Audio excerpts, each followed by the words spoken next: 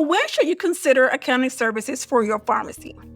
Well, I always believe that you should get a bookkeeper before you even start spending your first dollar. Just because you want to make sure that your bookkeeping is tight and in order, because there are things that you can deduct versus things you can't deduct until you're actually operational in your pharmacy.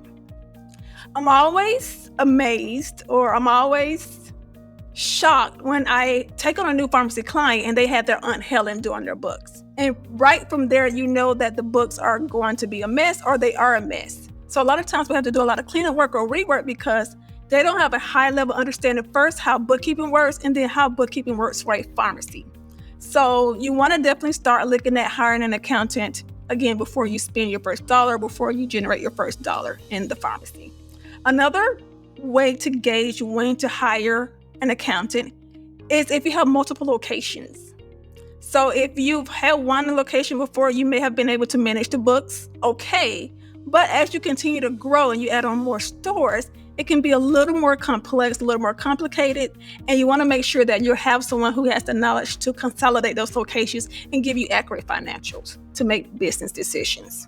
Another good reason to hire an accountant is that you want to make sure you're selecting the right entity for tax purposes for your pharmacy.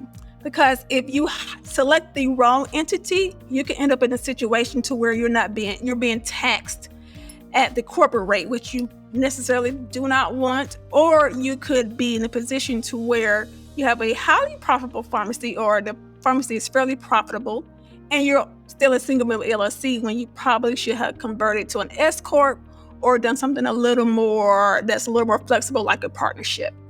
So the impact of selecting the wrong entity from a tax standpoint for your pharmacy, it varies. I had a pharmacy that was doing about $40 million a year.